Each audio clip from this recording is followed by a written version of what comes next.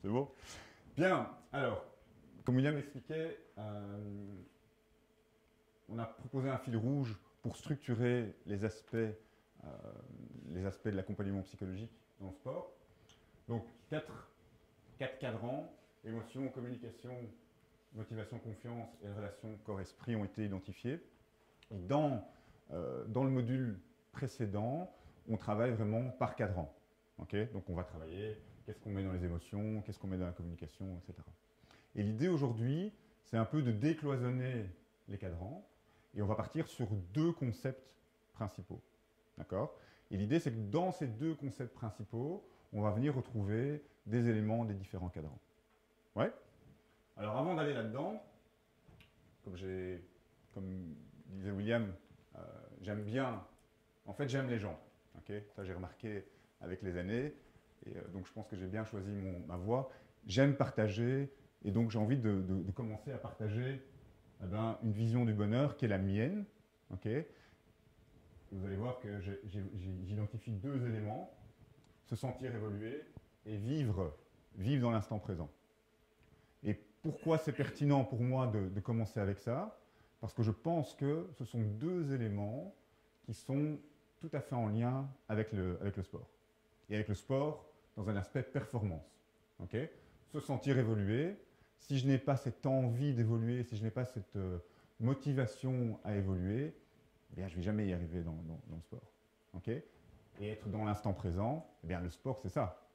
Hein, c'est être performant maintenant. Ce n'est pas être performant avant. Hein, il y a des sportifs qui vont toujours vous parler comment ils étaient performants avant, mais ça ne leur apporte pas grand-chose. Okay? Ce n'est pas être performant demain, non, c'est être performant maintenant. Okay? Donc pour moi, c'est une citation, vous verrez que j'aime bien les citations, c'est une citation que je trouve très intéressante. Hein? On ne se baigne jamais deux fois dans une même rivière. Et il y a deux sens à cette citation. Qui a une idée des deux sens? Non? C'est trop tôt? On n'y est pas encore? Ça viendra, vous allez voir. Donc, pourquoi est-ce qu'il y a deux sens? La deuxième fois que je vais me baigner dans la même rivière, qu'est-ce qui va se passer? C'est plus la même eau, ok? Mais tu peux pas jouer, hein, toi. Ok? Donc c'est plus la même eau. Et qu'est-ce qui est différent aussi? Paul, qu'est-ce que tu en penses? Quoi? Le baigneur, merci. Ok? Donc il y a deux choses qui vont changer. Il y a l'eau et il y a moi. Okay? Et donc il y a cette idée qui pour moi est vraiment fondamentale. Hein, c'est que si je veux me sentir bien, si je veux être heureux, okay, j'ai envie de sentir que j'évolue. Et c'est à tous les niveaux. Okay? C'est dans mon travail, c'est dans ma vie privée, c'est dans mes relations avec mes enfants, c'est dans mes relations avec les gens avec qui je collabore, etc. Vous voyez? Alors, au menu, hein, je disais deux grands chapitres. On va partir de la pleine conscience. Et dans la pleine conscience, vous allez voir que je vais passer un peu de temps pour expliquer ce que c'est, mais pas trop, hein, parce que ce n'est pas le but aujourd'hui. Et on va aller vite vers des concepts qui sont tout à fait spécifiques au sport. Et on va parler notamment d'intelligence émotionnelle. D'accord? Et on va mettre dedans différents éléments, notamment au niveau relationnel, okay, au niveau communication. Ça sera le premier grand chapitre. Et ensuite, un deuxième grand chapitre où on va parler du flow. On peut déjà expliquer que les théories du flow ont été introduites, notamment sur l'étude des sports extrêmes. Hein, c'est pour ça que j'ai mis un skater. Où on a remarqué que dans certaines situations extrêmes, il y avait des comportements qui étaient répétés, il y avait des histoires qui étaient répétées sur un certain état mental. Okay, on parle d'état mental optimal et ces études ont proposé tout un référent théorique autour de cet état mental optimal qui va évidemment être très intéressant dans le cadre de la performance.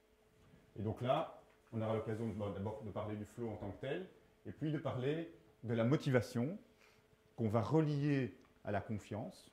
Hein,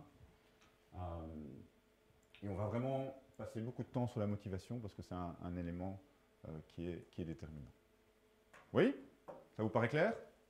On y va. Alors, la pleine conscience. Il y en a qui ont déjà entendu parler de la pleine conscience?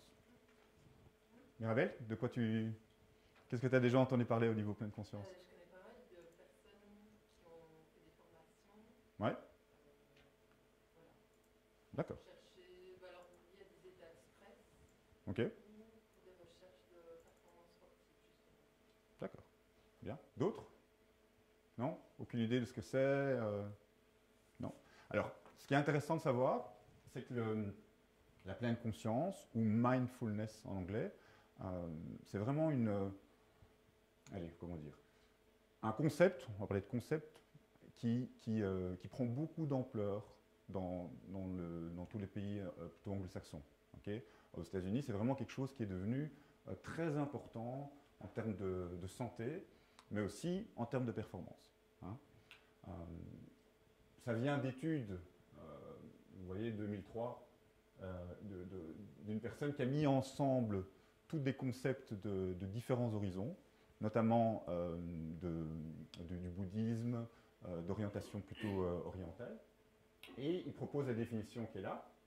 Donc, état de conscience qui résulte du fait de porter son attention intentionnellement au moment présent, sans juger de l'expérience qui se déploie moment après moment. Et donc, l'idée de la pleine conscience, c'est comment est-ce que je peux faire de ce que je vis la chose la plus intéressante possible, la plus forte possible, la plus importante possible. Maintenant. Okay. Et le mot qui est en gras évidemment à dessein, c'est intentionnellement. Comment est-ce que je peux être intentionnel par rapport à ce que je vis maintenant? Okay. Et vous faites assez vite le lien avec la performance. Si je veux être performant maintenant, si je veux sauter maintenant la barre à 2,20 m, eh bien, je dois le faire maintenant. Hein. Et donc, je vais me préparer intentionnellement à être capable de sauter cette barre maintenant. Okay. Il y a deux aspects dans la pleine conscience. Il y a un aspect qui est vers la pratique méditative, okay, donc où on a toute une manière de faire des exercices de méditation qui sont très intéressants, mais qui pour moi, ne sont pas une nécessité. Et puis après, il y a tout un référent théorique qui découle de la pleine conscience et qui, moi, m'intéresse beaucoup en tant que psychologue, parce que ça permet vraiment de proposer un cadre de réflexion aux individus et aux sportifs quand on parle de sportifs. Un concept fondamental, qui est le concept de position méta. Alors, c'est quoi la position méta? Certains ont déjà une idée? Non? Oui? Voilà, prendre de la hauteur. On utilise souvent le terme métacommunication, par exemple. Ça, vous avez certainement déjà entendu. Donc, le terme métacommunication, c'est quoi? Ben, par exemple, moi, j'ai la chance d'être marié à une autre psy. Et métacommunication, ça veut dire quoi? Ça veut dire que quand on se dispute, je vous assure, ça arrive rarement, hein, quand on se dispute, eh bien, on part de là, et puis après, après 5 minutes, on ne sait plus pourquoi on a commencé. C'est-à-dire qu'on est toujours en train de discuter sur la manière dont on discute. Okay. Donc ça, c'est de la métacommunication. Eh bien, la position méta, c'est quoi? C'est comment est-ce que je peux porter mon attention sur mon attention? Comment est-ce que je peux penser comment je pense? Vous me suivez? Donc, comment est-ce que je peux être conscient eh bien, de où vont mes pensées? Est-ce qu'elles vont d'une manière répétitive? Est-ce que c'est toujours la même chose? Ou bien est-ce que j'arrive à rester focalisé, etc.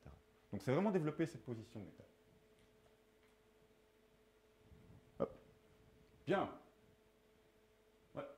Alors, en pratique, vous allez voir, on va directement commencer par un petit exercice. Hein. Mais en pratique, on va avoir 3 types d'attention. Donc, attention sur l'attention. Donc, c'est comment est-ce que je vais observer ma capacité à rester concentré, à rester attentif. Attention sur l'intention. Donc, pourquoi est-ce que je fais? Pourquoi est-ce que je m'arrête maintenant? Pourquoi est-ce que je m'étire maintenant? Pourquoi est-ce que je fais ce mouvement-là avant de sauter en hauteur? Pourquoi est-ce que, etc. Donc, le pourquoi des choses. Et sur l'attitude. Okay. Comment est-ce que je peux développer une attitude bienveillante par rapport à ce que je fais? Très simplement, pour ceux qui n'ont jamais médité, c'est très simple. Oui. Donc il y a trois steps. Je vais faire quelque chose, je vais choisir un exercice, une méthode, un son, un mouvement, peu importe. Je vais me focaliser sur l'instant présent grâce à cet exercice. Et puis à un moment, je vais être distrait. On va tous être distraits à un moment ou à un autre. Eh bien, l'idée de la méditation, c'est de se rendre compte que je suis distrait et de repartir sur la première étape. Rien que ça. Rien que ça, je suis déjà en train de méditer. Je suis capable de percevoir que mon attention part ailleurs et que je la ramène sur ce que je suis en train de faire. Oui. Et alors, un des bénéfices très intéressants de ce type de pratique, c'est que le fait de le faire de manière formelle, de manière structurée, par exemple, je vais faire ça tous les matins, eh bien, à certains moments, ça vient de soi. Donc, ça vient de manière informelle. OK?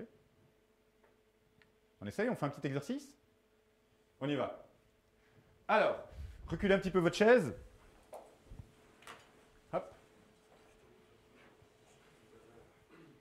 On va faire ça court, hein, parce que sinon on va vouloir rester dans l'exercice et vous ne voudrez plus m'écouter après. Ok? Je vais m'asseoir, je vais en profiter avec vous.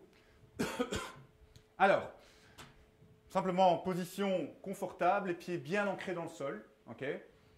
Bien droit, hein, ne mettez-vous pas affalé sur votre chaise, bien droit. Je dépose les mains au niveau des genoux et je ferme les yeux, simplement.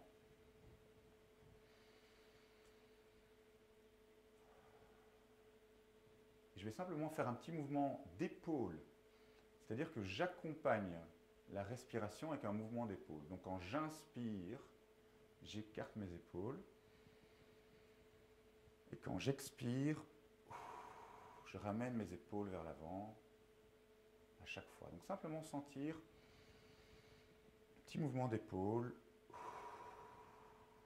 Bien vous concentrer sur les épaules qui s'écartent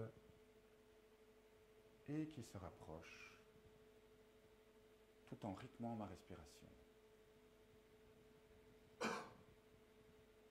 Je peux accompagner ce mouvement d'épaule par un petit mouvement de bras. Quand j'inspire, je vais écarter mes bras doucement. Et quand j'expire, je ramène mes bras. J'inspire. J'écarte mes bras. J'expire. Je ramène mes bras. Je rappelle le principe. Le principe, c'est porter mon attention sur mon attention.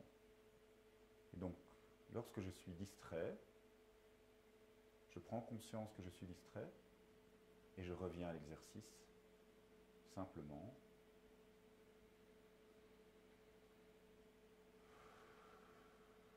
Exercice suivant. Je vais inspirer 5 secondes par le nez et expirer 5 secondes par la bouche. 5 secondes d'inspiration par le nez et 5 secondes d'expiration par la bouche.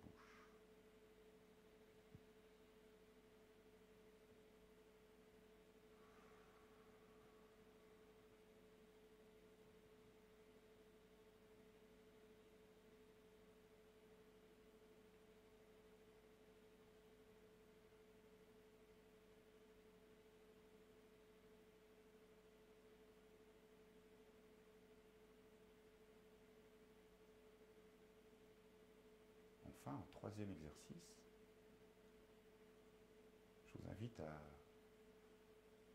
inspirer toujours par le nez et à sentir la différence de température entre l'inspiration et l'expiration. J'inspire un air frais et je souffle un air chaud.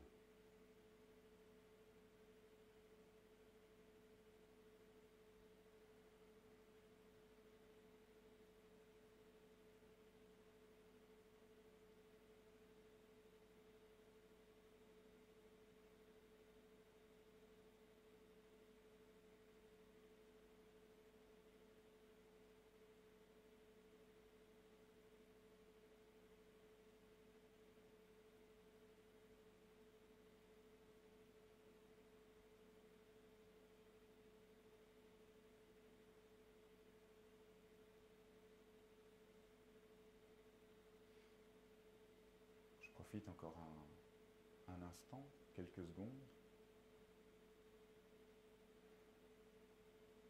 Et j'ouvre les yeux.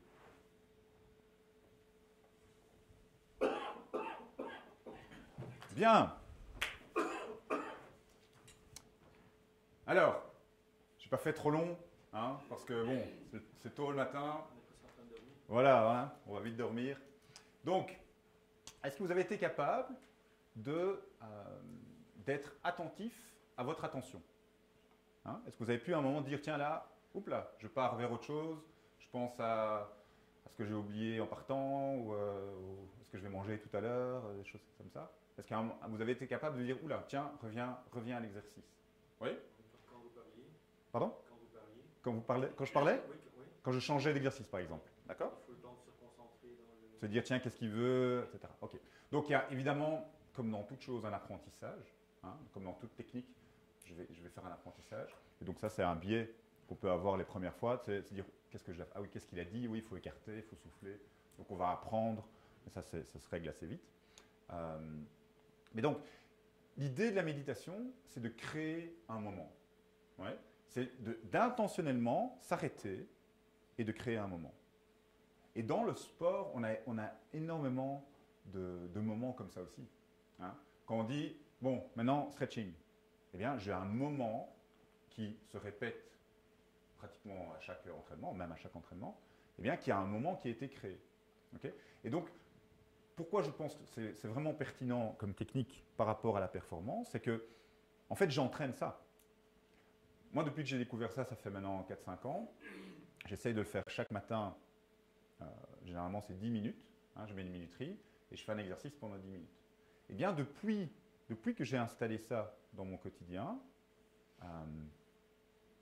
la chose la plus flagrante, c'est que je me lève avec l'envie de faire mon exercice. Donc, j'ai envie de me lever. Donc, forcément, je me lève plus tôt. Hein, et ça a fort changé toute la dynamique autour du début de ma journée parce que j'ai envie de faire l'exercice. Okay. Donc ça, c'est déjà un point intéressant. C'est la première chose que je fais. Ouais. Et pour tout vous dire, je prends un café et après, je démarre. Donc, comme ça, j'ai un autre élément que vous verrez tout à l'heure, ça s'appelle le coupling. Donc, c'est comment est-ce que je peux coupler deux habitudes ensemble.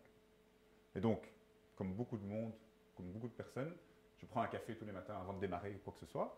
Eh bien, cette habitude-là, je l'ai couplée avec mon exercice qui va durer entre 5 et 10 minutes en fonction du temps que j'ai, si j'ai pas traîné juste avant, etc.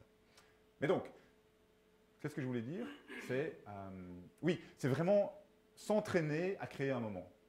Et c'est un petit moment, mais le fait de s'entraîner à le faire fait qu'on va le faire beaucoup plus facilement. Okay. Alors, les bénéfices de toutes les techniques psychocorporelles, hein, ils ont été suffisamment étayés. Et allez, c'est bien connu que la respiration va avoir un impact sur le corps allez, à plein de niveaux, hein, pour me calmer, pour me booster, etc. Donc ça, ce sont des choses qui sont bien connues, qu'on va retrouver dans tout un ensemble de techniques, dans le yoga, dans les arts martiaux, dans tout plein de choses, la relaxation, la sophrologie, etc. Et donc, on a un ensemble de bienfaits qui sont renseignés, notamment, et on peut peut-être juste aller un tout petit peu plus loin là-dedans, c'est la distinction entre le système qu'on appelle sympathique et parasympathique. Okay. Donc le système sympathique, ça va être toutes les hormones qui vont me booster, qui vont me stimuler, et la plus connue, c'est l'adrénaline. Okay. Donc quand j'ai besoin d'être boosté, je vais avoir une libération d'adrénaline qui va me donner ce surplus d'énergie. Oui. Et à l'inverse, on a le système parasympathique qui va être un ensemble d'hormones qui vont être libérées eh bien, quand j'ai besoin de me calmer ou quand j'ai choisi de me calmer. Oui. Et donc le travail sur la respiration notamment m'aide pour stimuler ce système-là. Et on a tout un ensemble d'éléments qui peuvent m'aider, la respiration, certaines postures. Okay, si je me grandis, si j'écarte mes bras, là, je vais avoir une autre énergie que si je me mets comme ça. certains ancrages dans le sol, ça peut être certains mots, ça peut être des images.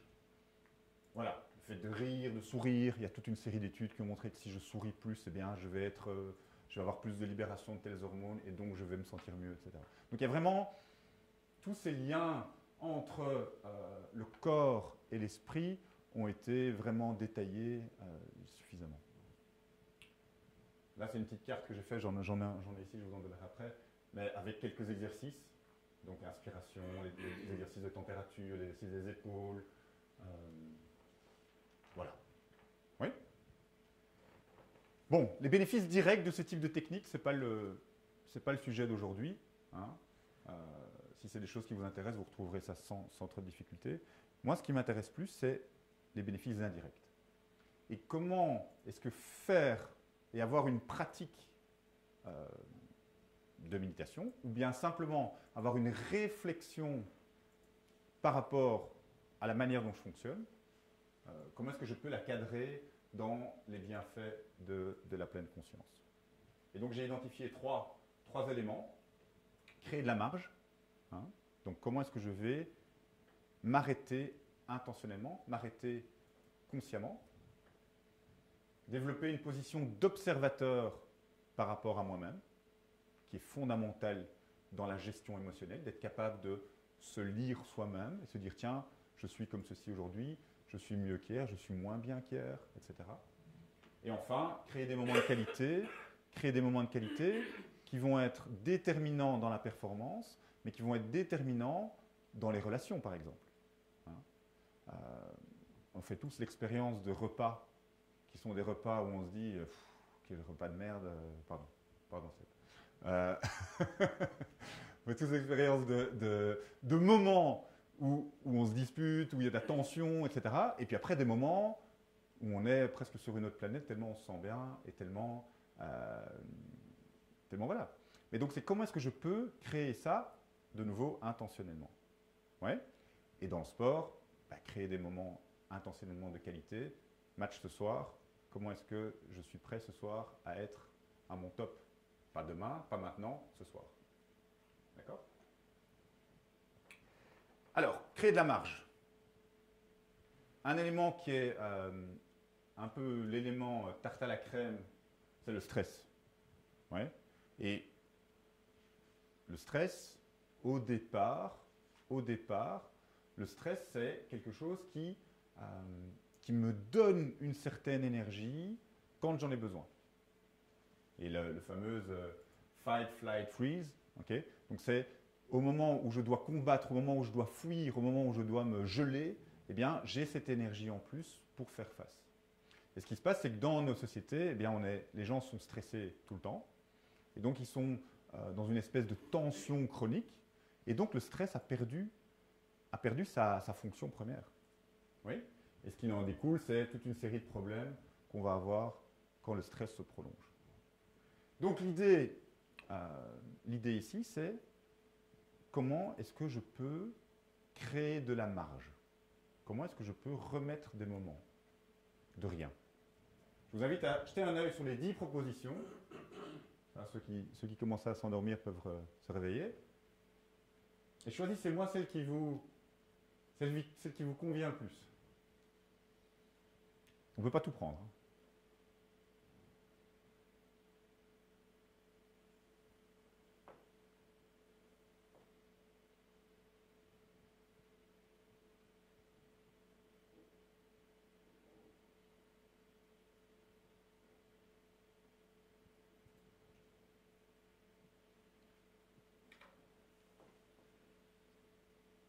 Ouais? Laquelle?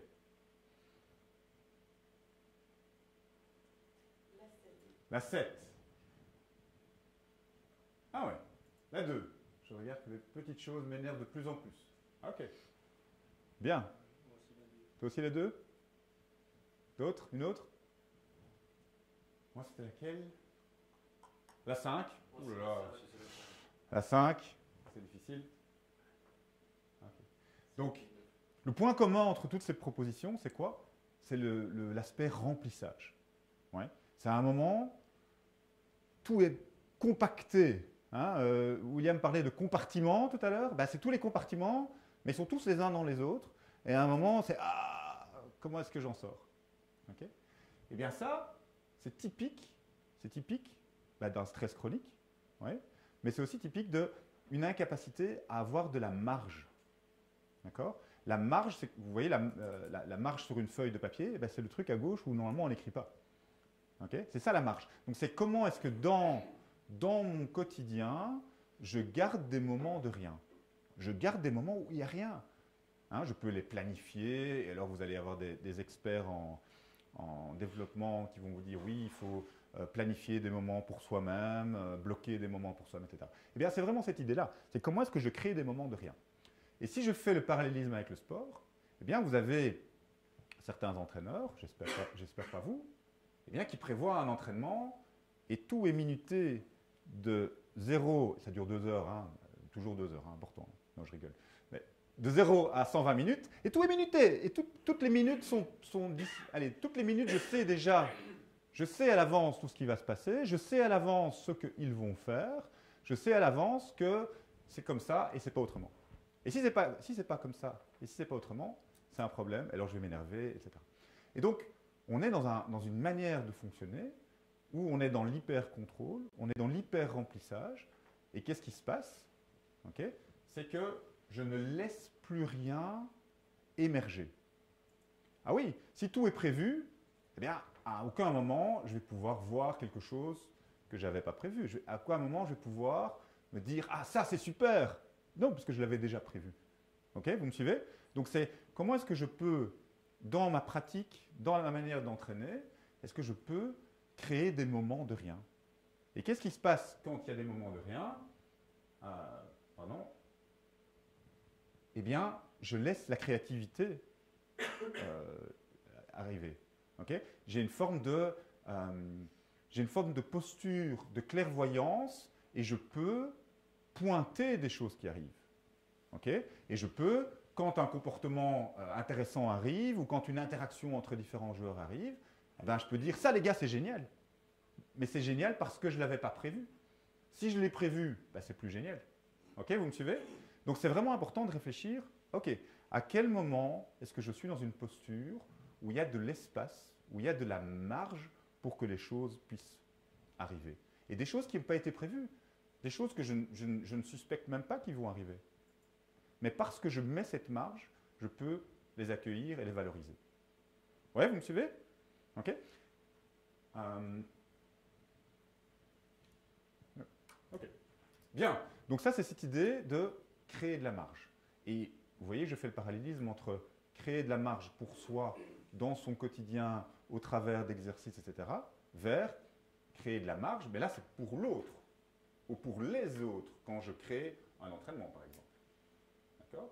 Et on peut se poser la question de cet entraîneur qui remplit son entraînement de 0 à 120 minutes, tac, tac, tac, tac, tac, tac, tac. Quelle est réellement la fonction de ça? Okay? Est-ce qu'il le fait pour lui? Est-ce qu'il le fait pour, je sais pas, pour se rassurer lui-même? Est-ce qu'il le fait pour être sûr que le regard extérieur, les gens vont se dire « Ah oui, il est professionnel, il prépare bien les choses, etc. » On peut se poser la question. Okay? Donc je vous invite à réfléchir à comment est-ce que je laisse des moments de rien pour que ça émerge. Ouais? Et quel type de comportement, si par exemple vous avez, je ne sais pas moi, demain, dimanche, vous n'avez rien de prévu. Et rien, hein? Vous vous levez le matin, qu'est-ce que vous allez faire? C'est intéressant de se poser la question. Si vous faites un entraînement, hein, peu importe le sport, et puis vous ne prévoyez pas une partie, prévoyez pas une demi-heure, et vous dites, on va voir ce qui se passe. Moi, c'est des choses que je fais assez souvent, hein, et parfois, ici, j'ai la chance de travailler avec un coach qui me laisse vraiment faire tout ce que je veux. Et parfois, je lui dis, écoute, laisse-les faire. Et puis, les joueurs sont étonnés parce que c'est très routinier. D'habitude, à telle heure, on commence ça, etc. Parfois, ils regardent vers nous et puis moi, je dis, tiens, on discute. Et parfois, on discute de toute autre chose. Et à un moment, tu vois qu'ils certains commencent à faire ça, d'autres faire ça. Parfois, ils font des choses ensemble. Et après, parfois, ça donne rien. Parfois, c'est toujours le même qui est assis et qui ne fout rien. Okay? Mais après, on peut utiliser ça. Et on peut dire aux joueurs, écoute, On a fait exprès de commencer en retard. Hein, et moi, ce que j'ai vu, c'est que tu étais sur le côté. Alors, c'est OK. C'est OK, mais c'est à toi de réfléchir si le fait d'être sur le côté à ce moment-là était quelque chose qui était intéressant par rapport à la performance de samedi. Et c'est pas toujours être dans le jugement et le casser ou le faire des pompages ou n'importe quoi. C'est juste essayer d'amener, de créer quelque chose et après qu'il puisse réfléchir dessus. Ouais. Oui, mais cette question-là, est-ce que ça touche pas, enfin, moi je connais pas les pratiques des pratiques sportives, je dirais, plus classiques, mais la question de s'approprier de sa propre pratique, à un moment donné, c'est indispensable. Bien sûr. En tout cas, dans la mienne, c'est indispensable. Je veux dire, à un moment donné, c'est plus possible autrement. Et que même ces questions sur le mindfulness, sur les méditations, il y a beaucoup de personnes qui proposent des guidages. Je veux dire, être entraîneur, c'est proposer des guidages. Donc, OK. est-ce que ça ne touche pas à cette question-là de sortir d'un maternalisme et paternalisme Tout à fait. dans la relation? Donc je reformule. L'idée, c'est où est la limite entre dire ce que j'attends, hein, et créer un cadre où le sportif va faire ce que j'attends de lui et créer un cadre où le sportif va s'épanouir dans ce qu'il fait et va s'approprier son activité, etc. Eh bien, tu résumes la matinée. C'est-à-dire, c'est comment est-ce que j'arrive à ce que le sportif n'adopte pas les comportements que moi j'attends, mais qu'il adopte des comportements qu'il vit comme opérants.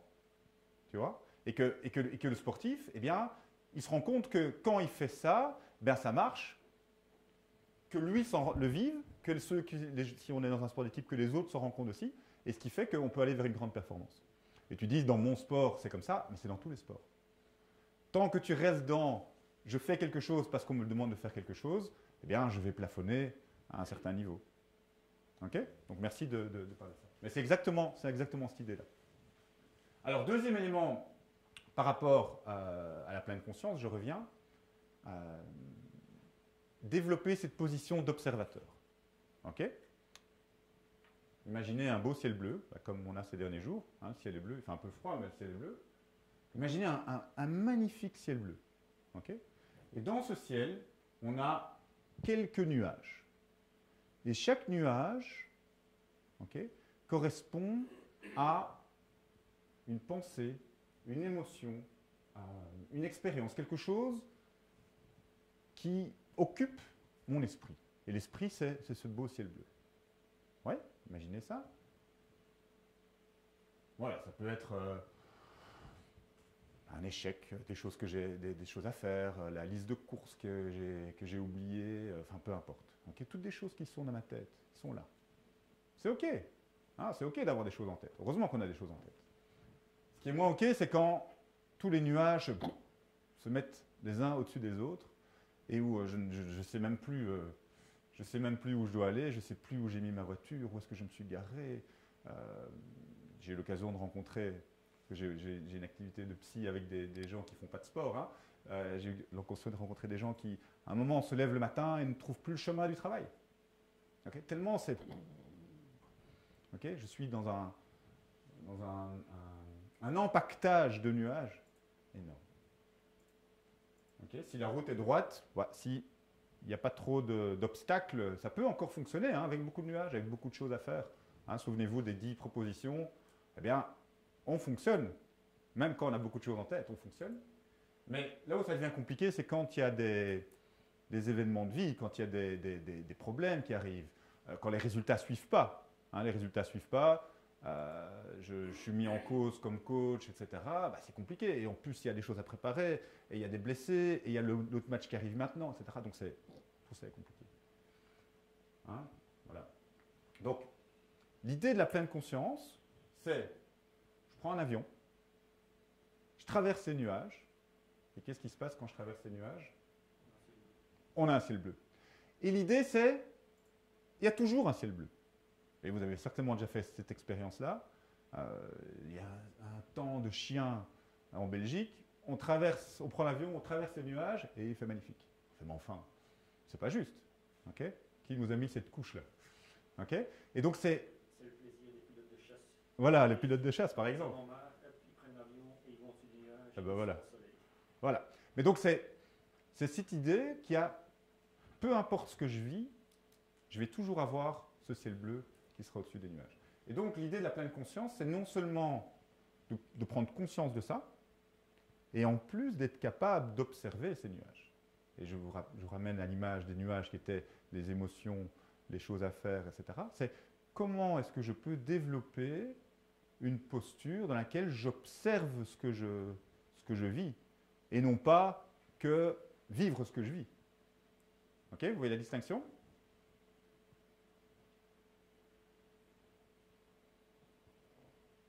Donc,